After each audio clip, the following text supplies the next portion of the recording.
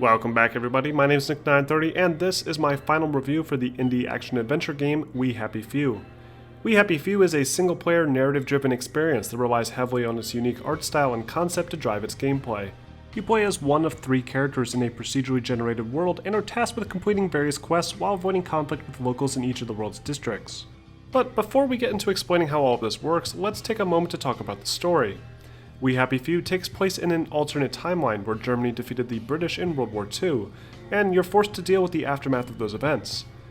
The British people, tired of German occupation, eventually agree to do something that I can't describe without spoiling the story, and these events left the British people feeling incredibly guilty. This guilt drove scientists to create a special drug called joy that would dull the mind and help them forget, and new laws were put into effect that would require all citizens to take this drug and prevent a societal collapse. The story takes a lot of inspiration from popular dystopian fiction novels like The Giver, and it's a very inventive concept that is rarely explored in the video game medium. The closest game I can think of to We Happy Few would have to be BioShock, and yes, there's a ton of other similarities between this and BioShock, but we'll get to that soon. When you first start We Happy Few, you'll be given control of Arthur, a nervous and generally likable character that you'll often find speaking to himself as you explore the game world. Generally, Arthur's voice acting feels convincing enough, but there's moments where I feel they overdid it, and it feels unnecessary and forced. We don't need to hear the protagonist talk all the time. Sally is a bit the same way, though her performance is a bit more tolerable. The romantic relationship between these two characters also feels a bit unnecessary, and it didn't really fit in with the gameplay or urgency of the storyline. Throughout the story, you'll encounter various characters, each with their own unique personalities and quest lines for you to complete. And these characters, while spread thin, do also sport some excellent voiceover work. But outside of these quests and the occasional flashback, I didn't find the story all that engaging. There's some nice twists thrown in here and there, and I like the mystery behind how the town and its obsession with joy materialized. But the gameplay hurts any chance of the story reaching its full potential. The biggest problem I have with We Happy Few is its lackluster gameplay. Most of the game requires you to walk in long, straight lines down procedurally generated villages to complete simple fetch quests, while also avoiding suspicion from the locals. Actual quests often involve sneaking through a unique building or fighting off enemies. Outside of quest lines, the game functions like your typical action RPG, with a ton of loot, crafting, and some basic survival mechanics. AI is painfully simplistic, with only two states, neutral or hostile. While they're neutral, they'll walk aimlessly around the town, jump in puddles, or glitch out and float around. Interaction with the AI is limited to just saying hello, where they often respond with a completely unrelated statement. At least we're alive, right? I try not to talk about the kids. AI detection is like other stealth action games with a small indicator above their head filling up the longer they detect you. Once an AI detects you, they immediately pull out a melee weapon and chase you around, which also results in nearby AI doing the same. And hiding from them simply requires you to turn a corner quickly and jump into a trash can. If you jump into a hiding spot, it's impossible for the AI to find you, and they'll soon give up the chase. Not only that, but they'll completely forget that they were even chasing you, as you can jump out of the trash can and walk straight up to them and say hello as if nothing happened. And you'll be doing this often because trying to sneak past these AI is close to impossible thanks to the clunky stealth mechanics. Enemy patrols are often unpredictable and difficult to plan for. Enemies reaching the end of their pathing won't stop and give you an opportunity to sneak past, but instead spin around 180 degrees and walk back the other way. You can try to utilize distractions like throwable bottles, but the range at which they can hear these by default is way too small. And even if they do hear it, they generally walk towards the disturbance, stop halfway for a second, and then turn around almost immediately to spot you. The range at which they can spot you is also way too far, assuming you haven't unlocked any skills to assist with this, which can make some of the earlier segments very challenging. You're basically required to move from bush to bush, and this can be annoying too, as only one type of bush counts as a hiding spot, despite other vegetation appearing much more dense. You also have the option to knock out enemies by sneaking up behind them and pressing a button. This seems to work fine, and I also like the unique animations for knocking out enemies who are already sleeping. Outside of main quest areas, you'll also be required to blend in with neutral pedestrians, which requires you to avoid doing anything suspicious like jumping, running, or climbing. On top of this, you need to blend in with your clothing and avoid appearing out of place by taking a special drug called joy. The problem with this joy mechanic is that the game seems to discourage its use at every turn. The high from taking a joy pill lasts only a minute or so, and every time this effect wears off, you are instantly put into a withdrawal state. And instead of concerned citizens suggesting you take joy and handing you a pill as the game's introduction implies, they all just assume you're a downer and immediately start beating you to death. I thought maybe if I find a joy dispenser and take my joy, people will stop trying to kill me like the tutorial stated. But no, even after taking joy, the people are still angry and will try to beat you down. I found myself ducking into alleys prior to the withdrawal effect kicking in and just standing still for a minute or so just to get back to normal. But this just kills the game's pacing and makes it a chore every time you try and take joy.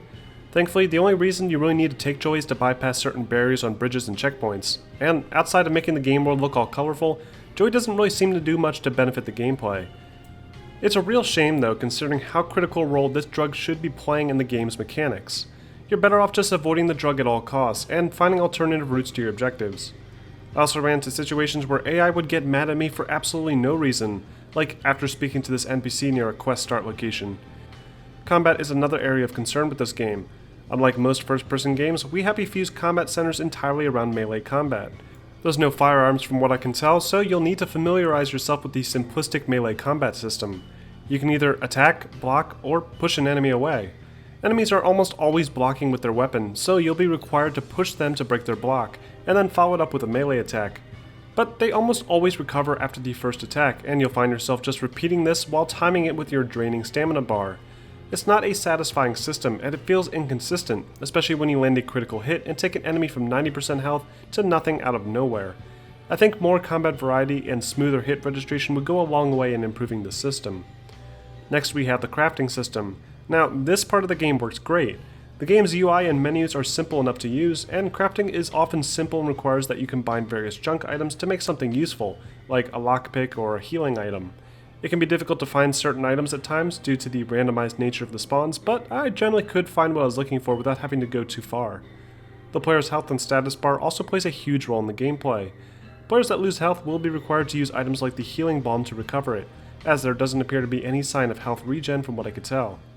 Sometimes players will be required to use bandages in addition to healing items to remove negative status effects from certain weapon attacks, and it can be overwhelming as you're going to need to break line of sight with your attacker first in order to apply these fixes.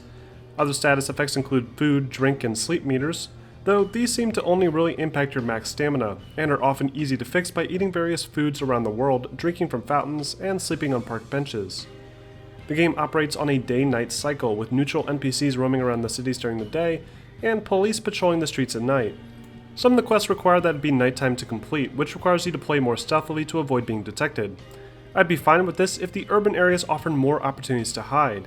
Each street is essentially a straight road that goes on for miles with walls on either side, and there's an occasional alley with one of 3 variations, each offering a special hiding place. It's repetitive and it doesn't feel convincing at all. Enemy variation is also pretty lacking. There's your standard civilians, late night patrols, bobbies, doctors, and various detection devices spread about that can detect that you haven't taken your joy.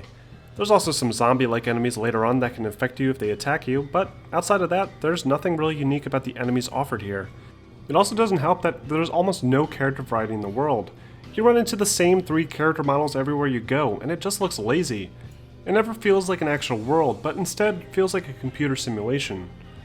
The only real saving grace is the game's visual aesthetics, which seem to borrow heavy inspiration from the art style featured in 2007's BioShock. The world is filled with color, and all of the buildings and character designs are rounded off with a cartoonish feel. The game appears polished at first glance with a clean user interface and great cutscene animations. But this illusion is broken early on when you encounter NPCs floating around, popping in and out of existence, and getting stuck walking into or through walls.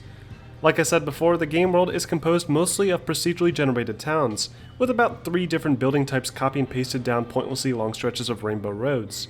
There's only a handful of buildings you can actually go inside, each with near identical layouts, and a handful of back alleys used for hiding. The procedurally generated world was meant to be a way to make each experience different, but instead, it results in a boring level design. Had the developers actually created an interesting town from the ground up, it would have been significantly more fun to explore, with interconnecting paths and secret entrances, but instead, we're given this town that you can't even access if you happen to be on the wrong side of the massive stretch of buildings. The more rural environments are better, especially the areas designed specifically for quests, as they feel like more traditional polished locations. But a majority of your game time will be spent walking down long rainbow roads to nowhere, with a requirement not to run, which can only make it more of a chore. On top of this, the game's performance is unacceptable, especially on the console platforms. On my PC, I found the average frame rate often dipping below 50 FPS with a 1080 Ti, and the scene was never complex enough to justify this huge hit in performance. Overall, We Happy Few is a disappointing experience, despite its unique aesthetic and great concepts. Things like the game's poor stealth mechanics, the terrible level design, and broken AI all ruin an otherwise great game. And on top of this, the developers bumped the price up to $60, which doesn't feel justified considering the gameplay hasn't really been improved at all.